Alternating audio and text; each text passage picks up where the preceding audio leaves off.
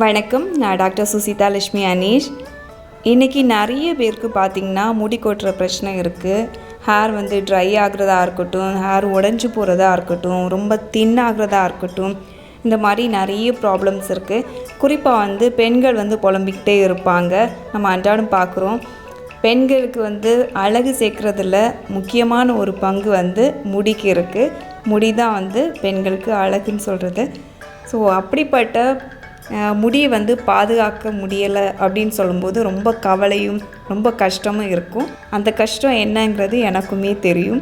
முடி கொட்டுறது பார்த்திங்கன்னா நிறைய ரீசன்ஸ்னால் வருது.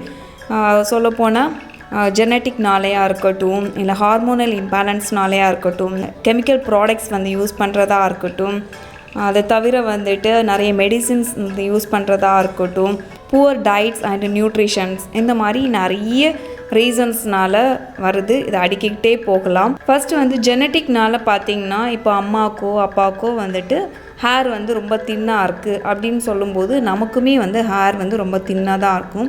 அதுக்கு அடுத்தபடியாக சின்ன வயசில் இருந்துகிட்டே ஹேர் ரொம்ப தின்னாக இருக்கும். அதுவுமே ஒன்றும் பண்ண முடியாது. தேர்டு பார்த்திங்கன்னா ஹார்மோனல் இம்பேலன்ஸ், அதாவது ப்ரெக்னன்சி பீரியடாக இருக்கட்டும், ஆஃப்டர் டெலிவரி இல்லை மெனோபாஸ், அந்த சமயங்களில் கூட நமக்கு ஹேர் லாஸ் ஆகிட்டே இருக்கும். அது இயல்பாக நடக்கக்கூடிய ஒன்று தான். அண்ட் செகண்ட் திங் பார்த்திங்கன்னா ஹார்மோனல் இம்பேலன்ஸில் பார்த்திங்கன்னா குறிப்பாக ஹார்மோன்ஸ் எல்லாமே இம்பேலன்ஸ்டாக இருக்கிறது. நிறைய பேருக்கு தூக்க இன்மை இருக்கும். தூக்க இன்மையிலன்னு பார்த்திங்கன்னா அதாவது ஒரு சிலருக்கு நைட் டியூட்டி அந்த மாதிரி இருக்கும். அந்த சமயங்களில் நமக்கு டோட்டலாக லைஃப் ஸ்டைலே சேஞ்ச் ஆகிற மாதிரி இருக்கும். அப்படி இருக்கும்போது ஹேர் லாஸ்மே அதில் ஒரு பார்ட்டாக வந்துடும். நம்ம லைஃப் ஸ்டைல் எப்போவுமே ஒழுங்காக இருக்கணும். தூக்கம் இல்லாமல் இருக்கிறது, ஸ்ட்ரெஸ்ஸாக இருக்கிறது, ஓவர் திங்கிங், இந்த மாதிரி இருக்கும் போதுமே நமக்கு ஹேர் லாஸ் இருந்துகிட்டே இருக்கும். அதாவது கார்டிசால்ங்கிற ஒரு ஹார்மோன் இம்பேலன்ஸ்டாக இருக்கும்போதும் நமக்கு ஹேர் லாஸ் இருந்துகிட்டே இருக்கும். தேர்டு கெமிக்கல் ப்ராடக்ட்ஸ் அதிகமாக யூஸ் பண்ணுறது. அதாவது ஹைலி கெமிக்கல் கண்டென்ட் இருக்கக்கூடிய ஷாம்புவாக இருக்கட்டும், கண்டிஷ்னராக இருக்கட்டும், இல்லை அதர் ஹேர் ப்ராடக்ட்ஸ் அந்த மாதிரி யூஸ் பண்ணுறது. அதே மாதிரி ஹார்ஷான சீப்பு வச்சு யூஸ் பண்ணுறதா இருக்கட்டும், ஹார்ஷான டபல் யூஸ் பண்ணுறது. ஒரு சிலர்லாம் பார்த்திங்கன்னா தலையை துடைக்கும் போது ரொம்ப அடித்து பிடிச்சி தேய்க்கிற மாதிரி இருக்கும். அந்த மாதிரியெல்லாம் பண்ணும்போது கூட நமக்கு ஹேர் லாஸ் ஆகிறதுக்கான சான்சஸ் இருக்குது. அண்ட் ஃபோர்த்து பார்த்திங்கன்னா டிசீஸ்டு கண்டிஷன்ஸ், அதாவது ஹைப்போதைராய்டிசம், பிசிஓடி, ஆர்த்ரைட்டிஸ், இந்த மாதிரி கண்டிஷன்ஸில் கூட நமக்கு ஹேர் லாஸ் ஆகிறதுக்கான சான்சஸ் இருக்குது.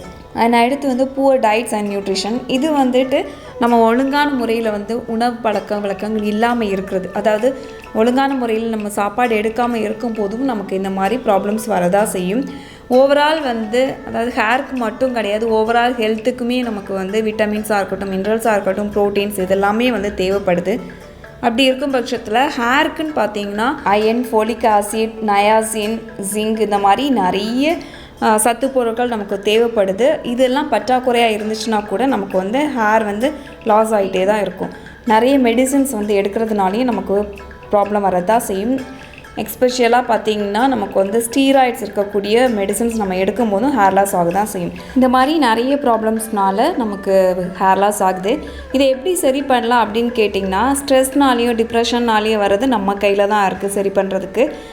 ஓவர் திங்கிங்காக இருக்கட்டும், ரொம்ப டிப்ரெஸ்டாக இருக்கிற அந்த மூடெல்லாம் சேஞ்ச் பண்ணிவிட்டு ரொம்ப ஹாப்பியாக இருந்தாலே அதுக்கான சொல்யூஷன் கிடச்சிரும். தென் அதுக்கப்புறமா கண்டிப்பாக ஃபிங்கர் டிப்ஸ் வச்சுட்டு ஹெட் மசாஜ் கொடுக்கணும். எதுக்காகனா ஏதாவது பிளாக்கேஜஸ், அதாவது ஹேர் ரூட்டில் ஏதாவது பிளாக்கேஜஸ் இருந்துச்சுன்னா அதை சரி பண்ணுறதுக்கும், பிளட் சர்க்குலேஷனை அதிகப்படுத்துறதுக்காக ஃபிங்கர் டிப்ஸ் வச்சு மசாஜ் கொடுத்துட்டு வரணும். அண்ட் செகண்ட் திங் பார்த்திங்கன்னா கண்டிப்பாக ஏதாவது ஹேர் ஆயில், முக்கியமாக செக்கில் ஆட்டின தேங்காய் எண்ணெய் ரொம்பவே நல்லது. அதை தவிர நிறைய மெடிக்கேட்டட் ஹேர் ஆயில்ஸ் இருக்குது. நெல்லிக்காய் வச்சு ப்ரிப்பேர் பண்ணது, அலோவேரா வச்சு பண்ணது, பிரிங்கராஜா, நீலி, இந்த மாதிரி நிறைய மெடிக்கேட்டட் ஆயில்ஸ் இருக்குது. அதுவுமே நம்ம யூஸ் பண்ணிக்கலாம். நிறைய பேரோட சந்தேகம் என்னென்னா, ஹாட் வாட்டர் வச்சு யூஸ் பண்ணால் நமக்கு முடி கொட்டுமா அப்படின்ட்டு. கண்டிப்பாக நம்ம ரொம்ப சூடான தண்ணியில் குளிக்கக்கூடாது தான். வெதுவெதுப்பான, அதாவது வார்ம் வாட்டரில் குளிக்கலாம். எந்த ஒரு பிரச்சனையுமே வராது. ஹேர் ஃபால் ஆகாது. கோல்டு வாட்டர் ஒத்துக்காது. சைனசைட்டிஸ் ப்ராப்ளம் அந்த மாதிரி இருக்கிறவங்க நீங்கள் வார்ம் வாட்டர் தாராளமாக யூஸ் பண்ணிக்கலாம். எல்லாத்துக்கும் முதல்ல என்ன ரீசன் அப்படிங்கிறத கண்டுபிடிச்சி அதுக்கேற்ற மாதிரி சொல்யூஷன் தேடிக்கணும். ஃபுட் சப்ளிமெண்ட்ஸ் ரொம்ப பூராக இருந்துச்சுன்னா கண்டிப்பாக நம்ம சாப்பாட்டில் கவனம் செலுத்திக்கணும். அதே மாதிரி டெய்லி ஆக்டிவிட்டீஸ், ஹார்மோனல் இம்பேலன்ஸ்டாக இருக்கிறது, அதுக்குமே தனியாக சொல்யூஷன்ஸ் இருக்குது. ஸ்ட்ரெஸ்ஸாக இருக்கிறது, ஓவர் டிப்ரெஸ்ட், ஓவர் திங்கிங் அந்த மாதிரி இருக்கிறத சரி பண்ணுறதுக்கு நம்ம கையில் தான் இருக்குது. எப்போவுமே ஹாப்பியாக இருந்துச்சுன்னா நமக்கு வந்துட்டு இந்த ப்ராப்ளம் சால்வ் ஆகிடும். அண்ட் அதே மாதிரி வந்துட்டு ரொம்ப ஹார்ஷான ரொம்ப கெமிக்கல் இன்க்ரீடியன்ட்ஸ் இருக்கிற மாதிரி ஹேர் ஸ்ப்ரேயாக இருக்கட்டும், ஹேர் டை, கலரிங் பண்ணுறது, ஷாம்பூஸ் இதெல்லாத்தையுமே அவாய்ட் பண்ணுறது ரொம்ப நல்லது. எப்போவுமே வந்து ஹெர்பல் ப்ராடக்ட்ஸ் வந்து யூஸ் பண்ணிக்கோங்க. தேங்க்யூ.